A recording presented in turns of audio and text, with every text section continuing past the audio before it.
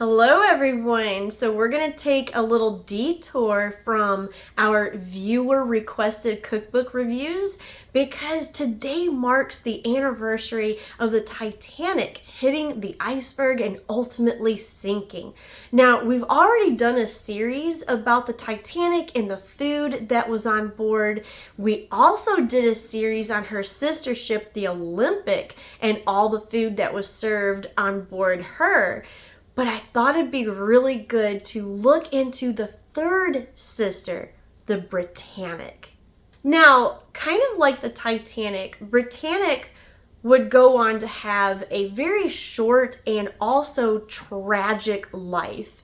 So we're going to go a little bit into some of her history and what happened to her, but we're also going to look at something that was served on board before she sank. Now, I was only able to find 2 surviving menus from the Britannic, and I zeroed in on the officer's dinner that was served at Christmas. And there was one reason for doing that, because I remembered that coconut sandwich was also served on board the Titanic, which means that we already have the recipe right here in my favorite cookbook of all time. So that gave me a really good excuse to break this out again and show you just how wonderful this cookbook really is, and also to try something that I had thought about in the past, ultimately decided not to,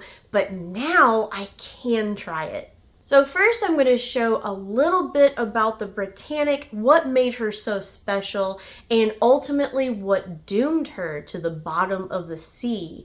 And then we're going to go into making our coconut sandwiches. The HMHS Britannic's keel was laid down in November 1911 in the same slip that had previously held the RMS Olympic. She was the third sister ship built by Harland & Wolff for the White Star Line, coming after the Olympic and Titanic. She was to be the most beautiful of the 3, with more opulent decor. There was even plans to install a large organ in first class. The organ was never installed, however, and now sits in a museum. Britannic's launch was delayed due to Titanic's sinking, as improvements were added to make her safer. Her double hull was extended up, and giant cranes were added to her top decks, allowing 6 lifeboats to be launched by each set. You can see these giant cranes with their lifeboats in all side profile pictures. But all these beautiful and elegant plans White Star had for her passenger accommodations would be interrupted by an event that changed the world. Just a few months after her launch, World War I would be declared in June of 1914, and luxurious travels across the Atlantic in opulent ships would soon be forgotten, as Europe and its allies would be drawn into a long and protracted war, fought mostly in the trenches. Millions would die by bomb, bullet, starvation, and disease, including the 1918 flu pandemic. The Edwardians would see their way of life crumble before their eyes, never to return. The outbreak of war meant that ships would be turned from passenger ships into something more practical for war. The Titanic had been gone for 2 years, frozen forever in a time before war and cataclysmic change. The Olympic became a troop transport ship, and Britannic became a hospital ship. Repainted in hospital colors and equipped with beds and medical supplies, in 1915 she was assigned a crew of 101 nurses and set sail for the Aegean Sea, bringing back sick or wounded soldiers. She made several trips in the Mediterranean and could carry up to 3,300 patients and 1,000 crew. She had all the latest and up-to-date medical technology, including X-rays and operating rooms. Medical classes were also given to continue the nurses' education. With her opulent appointments and rich decor and storage, she had become a sleek, orderly, floating hospital with Spartan and easy-to-clean rooms. One of the more fantastic stories from Britannic involved this lady, Violet Jessup. She had been a 24-year-old stewardess on Titanic and had been given a baby to care for and ordered into Lifeboat 16 as that ship sank.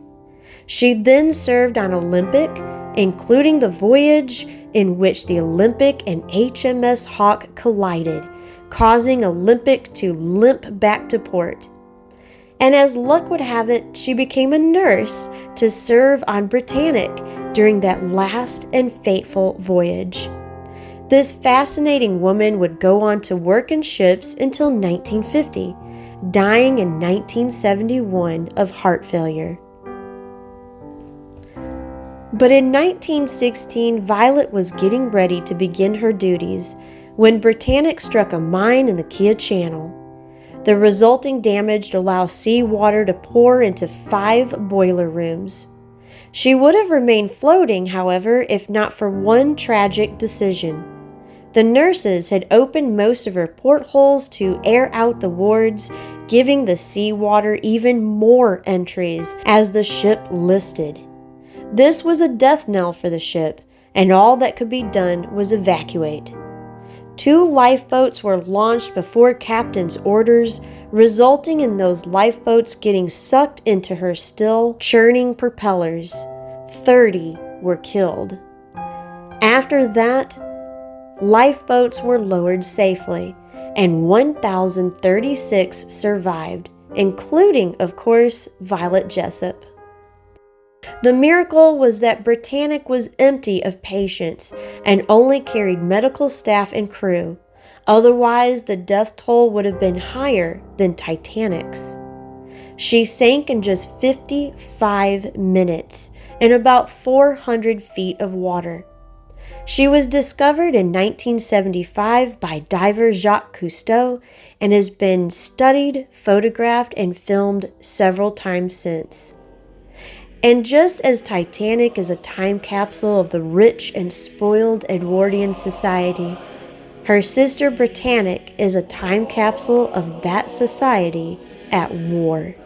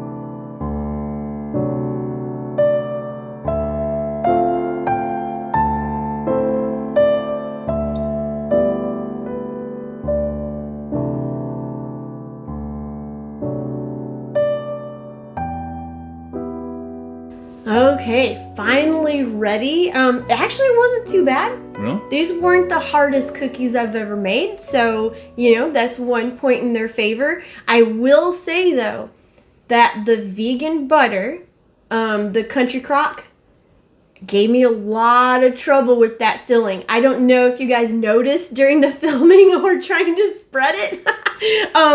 But yeah, that's something to consider if you are using vegan butter. You may have a little harder time working with it than like an actual real butter. So these might be a little messy for us to eat. I don't know, but we'll see.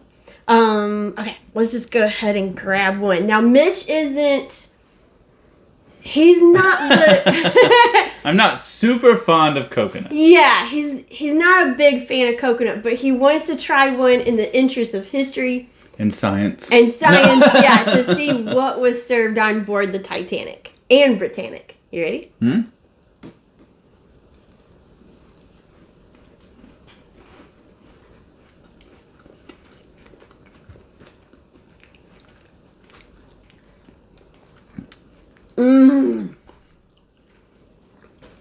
Wow. Like, it's actually a lot sweeter than I expected it to be. Oh my gosh, yes. Like, the cream in the middle feels like it's just pure sugar. Where the cookie is, like, not really that sweet. Right. So it kind of does balance out pretty well. And it kind of is pure sugar. There is butter and shortening in there. Vanilla. But one thing that I'm really surprised at, and I think I'm just going to ask, do you really taste that coconut? Like, is it overpowering to you? I would say that initially, like when I first bite into it, I can definitely tell there's coconut in it. But once the like icing part of it hits your mouth, I think it like pretty much overrides all the other flavors to the point where like you're not left with a coconut taste in your mouth at all. Like it starts off coconutty a little bit, but then you're left with the more sweet and nutty at the end instead of like the cocoa part. I'm glad you said nutty. Because there's actually nutmeg in it. So I think like I can taste that really good flavor of nutmeg in this. To me, the nutmeg balances out any kind of overpowering coconut taste that there might have been to it. Yeah, that definitely is like the last flavor you get. Yeah, I'm really happy with how the gluten-free flour turned out. Sometimes that's an experiment that can go wrong. But it didn't in this case. I think the King Arthur measure for measure flour really held up really well with this kind of cookie. The filling, is so good. I'd say it probably would have worked a little better, like I said, with real butter. But I'm not upset with the, final result. Yeah, and I'm sure there's probably some vegan butters that mimic the consistency of real butter better than the one we used, maybe. I think so, too. I think you could do some shopping and find a stick of butter that's going to hold up a little bit better. It's hard for me to stop eating this, but I'm going to try to put this down. This is so good. I don't know how we're not going to eat this whole plate in one day, but we're going to try really hard not to. This to me is something that I would make again. Yeah. Because it's just such a good recipe. The flavors just balance so perfect. Something about coconut and nutmeg and vanilla. Oh my gosh, it's just so good. And kind of a surprising taste and one that you're really gonna like. I think you're really gonna enjoy. Yeah. Because it's different, but it's really good. Yeah. And so, again, this cookbook just hit it out of the ballpark. I cannot praise this cookbook enough. Now, it's not in print anymore, so you are going to have to get it secondhand if you want to purchase it on eBay or Amazon. The copies can be kind of expensive. You can get a better deal on eBay than you can on Amazon currently. But if you can find this, grab it. If it's at a library book sale, if it's at a thrift books, I don't care. Just if you see this, grab it. Because if you love history, if you love Edwardian cooking, and especially if you love the Titanic, I mean, you're just going to flip over this thing. I've had this for, gosh, decades now, and I've absolutely loved it. So I was so glad for an excuse to pull it back out and try a new recipe out of it. So there you go. I hope you really enjoyed this look into the third sister of Titanic and kind of a little bit about her history. I hope you make this recipe because you're going to love it and you're going to get a piece of history that was served not only in second class on the Titanic, but also to the officers of the Britannic. So, you know, you're going to kind of get a taste of what it might have been like on both ships. So thank you so much for watching this. Hope you enjoyed it. And I know you're going to enjoy these. And stick around for next week because we're going to go back to our viewer requested cookbooks for review. So we'll see you then. Bye. And if you like historical cooking and unusual cookbooks, here's 2 more videos you might enjoy. And make sure to like and subscribe for more foodie adventures.